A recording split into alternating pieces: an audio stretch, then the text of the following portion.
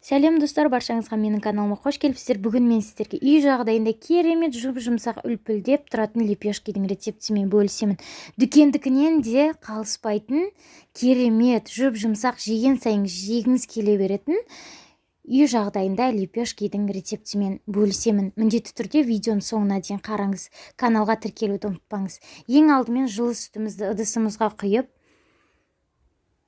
одан соң құрғақ ашытқымызды салып, бір шай қасық қантымызды салып, жақсылап араластырып 5 минутқа бетін жауып тындырып қоямыз. Тынып болған ашытқымыздың үстіне бір жұмыртқамызды және де сұйық майымызды, тұзымызды салып, жақсылап араластырып аламыз. Одан соң електің көмегімен аз-аздан ұнымызды салып отырып, жұп-жұмсақ қамыр илейміз. Барлық ингредиенттер описаниенің төменіне жазып қойғанмын, қанша қосылу керек екен.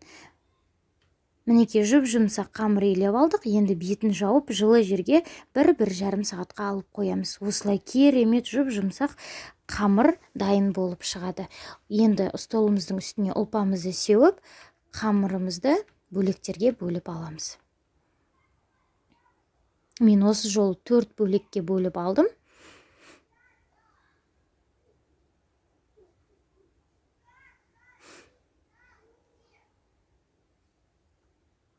Бөлектерге бөліп алып, домалақтап алғанымыздан соң бетін жауып 10-15 минутқа тындырып қоямыз. Мінекей осылай тынып, көтеріліп шықты. Енді ұнымызды сеуіп, қолымыздың көмегімен қамырымызды жасап аламыз. Осы видеода көрсетілгендей жасап шығасыздар. Осылай қолымызбен созып аламыз шетіне қарай.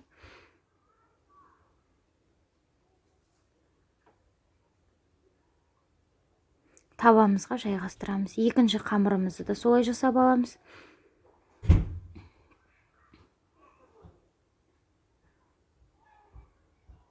Осы кезде печкамызды 200-250 градусқа қойып, қыздырып қоямыз. Мінекей осылай барлығын табамыздың үстіне жасап алдық та, бетін жауып 10-15 минутқа тындырып қоямыз. Мінекей осылай толықтай көтеріліп шықты. Енді бетін тесіп аламыз. Өз қалауыңызға қарай.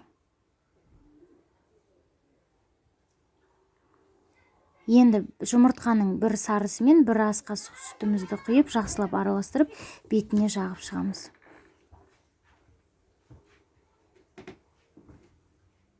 Өз қалауларыңызға қарай күнжіт сепсеңіздер де болады, мак сепсеңіздер де болады. Мінекей осылай толықтай керемет қызарып, үлпілдеп пісіп шықты. Сіздерге жасап көруге кеңес беремін. Міндетті түрде лайк басып, ұнаса комментарий жазыңыздар.